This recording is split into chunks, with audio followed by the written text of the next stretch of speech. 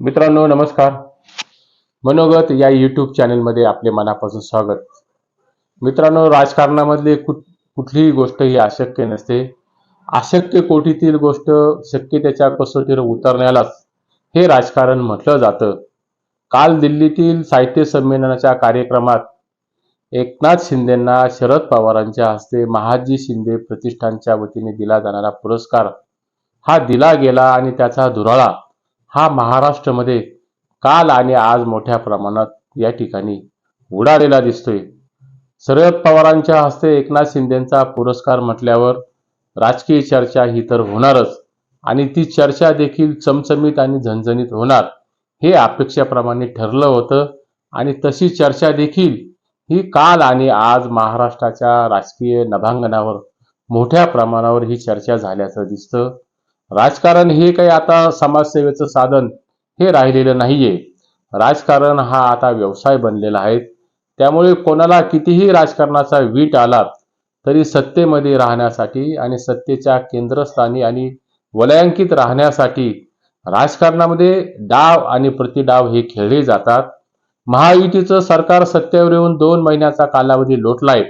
एकनाथ शिंदेच्या नेतृत्वाखाली महायुती सरकार 230 जागांवर भरभक्कम संख्याबळ घेऊन महाराष्ट्रात हे सत्ताधीश झालेले आहेत. मुळात महाराष्ट्रात महायुतीचं सरकार आलं असल्याने एकनाथ शिंदेच्या नेतृत्वाखाली विधानसभेच्या निवडणूक लढवल्या गेल्या होत्या. त्यामुळे एकनाथ शिंदेंना साहजिकच आणि स्वाभाविकपणाने पुन्हा एकदा आपली मुख्यमंत्री पदावर निवड होईल अशी महत्वाकांक्षा ही एकनाथ शिंदेची होती. परंतु शिंदेंना बाजूला करून भारतीय जनता पक्षाने देवेंद्र फडणवीसांना मुख्यमंत्री केलं तेव्हापासून महायुती सरकारमधील रुसवे फुगवे हे अजूनही थांबायला तयार नाही. रुसवे फुगव्यांचा अंक हा सातत्याने हा खेळला जातोय. त्यामुळे मंत्रिमंडळ विस्तारापासून खाते वाटपापासून पालकमंत्रीपदाबाबत शिंदे गटाचे व भाजपचे मतभेद हे जाहीरपणाने समोर आलेले या ठिकाणी आहेत. त्यामुळे महायुतीमध्ये पुन्हा एकदा अजित पवारांच्या चंचू प्रवेशाने महायुतीमधील एकनाथ शिंदे गट हा अस्वस्थ झाला. अजित पवारांमुळे महायुतीमधील एकनाथ शिंदेच्या गटाची बार्गेनिंग पॉवर ही कमी झाल्याचं मानलं जातं. ही एकनाथ शिंदेमध्ये मोठी सल ही निर्माण झाली. त्यामुळे दादा गटाने सत्तेसाठी देवेंद्र फडणवीसांसमोर सरळ सरळ शरणागती स्वीकारल्याने एकनाथ शिंदेचा दबाव हा महायुतीतून कमी झाल्याचं राजकीय वर्तुळात हे मानलं जातंय आणि ते सत्य देखील आहेत. एकूणच एकनाथ शिंदे गटाची उपयुक्तता ही भाजपच्या दृष्टीने संपली अशीच सल एकनाथ शिंदेमध्ये निर्माण झाली. त्यातच एकनाथ शिंदेच्या राजकीय भवितव्याबाबत संजय राऊतांनी अलीकडच्या काळात काही खळबळजनक विधानं केली, काही गौप्यस्फोट केले. त्यामुळे शिंदे गटामध्ये मोठ्या प्रमाणावर संजय राऊतांच्या विधानाने ही अस्वस्थता पसरली. मुळात संजय राऊतांचे विधान हे महाराष्ट्राने कितपत गांभीर्याने घ्यावे हा मात्र या ठिकाणी वेगळा विषय असू शकतो. परंतु शिंदेच्या भाजपच्या हेतूबद्दल गैरसमज वाढल्यावर मुळात गैरसमज वाढल्यानंतर विरोधकांनी न बोललेल्या गोष्टी कानावर येऊन ते सत्य म्हणून स्वीकारलं जातं हे मात्र या ठिकाणी वेगळं सांगण्याची आवश्यकता नाही. त्यातच अजित पवारांची व देवेंद्र फडणवीसांची अलीकडच्या काळात वाढलेली जवळीक पाहता शिंदेच्या सेनेमध्ये अस्वस्थता निर्माण होणं हे स्वाभाविक देखील या ठिकाणी बनलंय. अजित पवार म्हणजे महायुती सरकारमध्ये त्या तंबूमध्ये घुसलेला उंट आहेत. अजित पवार हे आज कितीही नेमस्थाच्या भूमिकेत राहत असले तरी अजित दादा हे भविष्यात महायुतीच्या दृष्टीने डोकेदुखी बंद ठरेल ही बाब आजही शिंदे सेनेला प्रामुख्याने भेडसावते. त्यामध्ये रायगड आणि नाशिक जिल्ह्याच्या पालकमंत्री पदाचा वाद हा मोठ्या प्रमाणावर गाजतोय. देवेंद्र फडणवीसांनी एकनाथ शिंदेच्या आमदारांना बाजूला करून रायगडच्या पालकमंत्री पदाची धुरा ही भारतीय जनता पक्षाच्या नेत्यांवर सोपवली. रायगडमध्ये आदिती तटकरे आणि भरत गोगावले तर नाशिकमध्ये गिरीश महाजन आणि दादा भुसे यापैकी कोणातरी एकावर ही जबाबदारी द्यायची यावर मात्र अजूनही एकमत होताना या ठिकाणी दिसत नाही.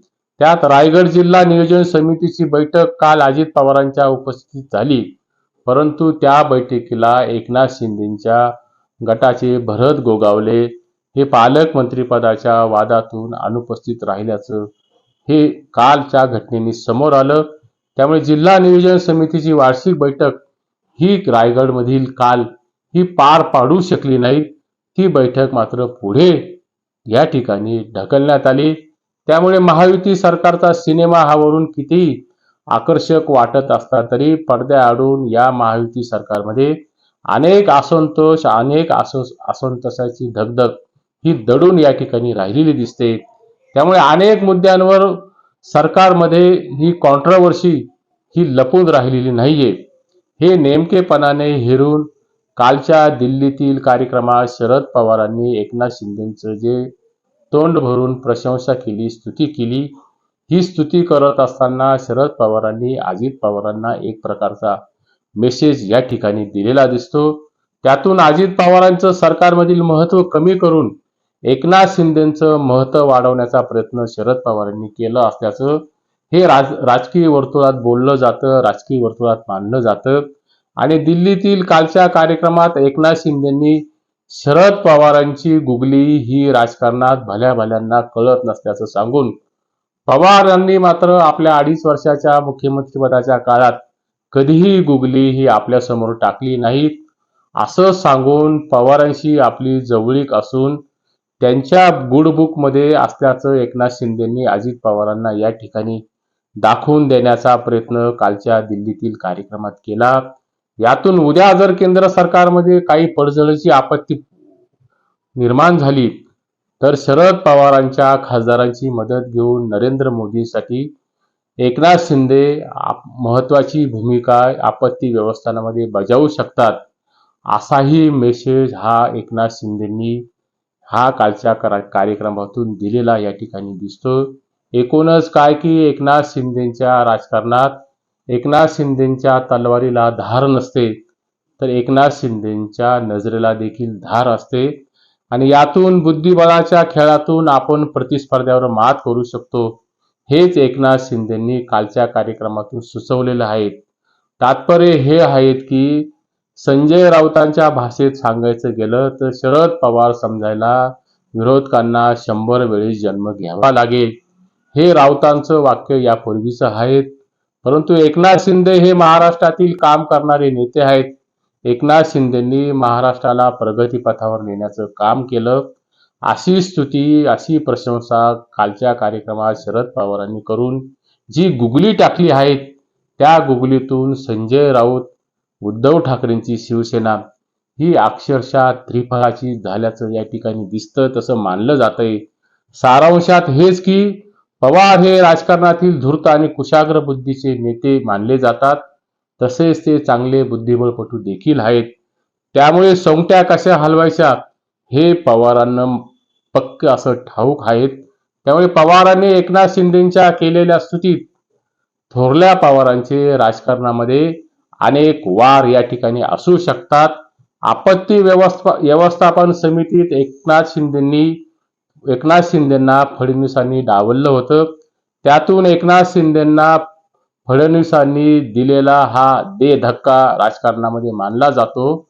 याबाबत वेगवेगळे तर्कवितर्क लढवले जात होते, पण त्याच फडणवीसांनी परत एकनाथ शिंदेंना आपत्ती निवारण समितीमध्ये सामावून घेऊन शिंदेंचा जी पुनर्वसन या ठिकाणी केलं जातं, त्याच एकनाथ शिंदेंनी देवेंद्र फडणवीसांना जोर का झटका दिल्याचं या ठिकाणी मानलं जातंय.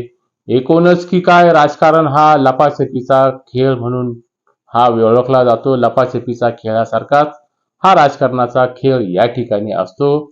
शरद पवारांनी एकनाथ शिंदेचं कौतुक करणं आणि शिंदेंनी पवारांचं कौतुक करणं ही बाब भविष्यातील एकमेकांची राजकीय गरज ओळखून ही खेळलेली एक फार मोठी खेळी या ठिकाणी मानली जाते. एकनाथ शिंदे उद्धव ठाकरेंमध्ये एका गोष्टीचं मात्र साम्य या ठिकाणी आहेत. सत्तेत असताना सत्ताधाऱ्यांना विरोध करणं ते धाडस हे एकनाथ शिंदेकडं हे नक्कीच आहेत. तेच धाडस हे उद्धव ठाकरेंनी हे सरकारमध्ये दाखवलं आहे. सध्या महायुती सरकारमध्ये शिंदेची कोंडी व घुसमट ही मोठ्या प्रमाणावर होत आहेत.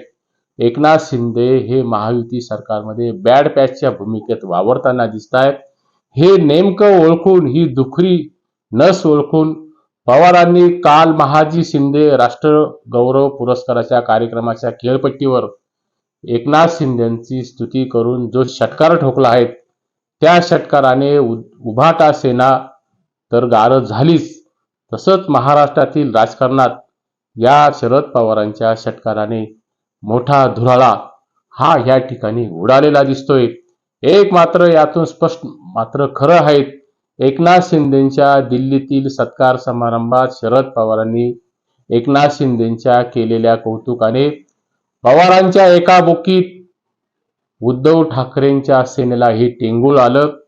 तसेच पवारांच्या बुक्कीने धाकट्या अजित पवारांना देखील हे टेंगूळ आलेलं आहे. ते आज दिसत नसलं तरी उद्याच्या भविष्यातील दूरगामी राजकारणात अजित पवारांना ते टेंगूळ हे पुढच्या काळात दिसल्याशिवाय राहणार नाही.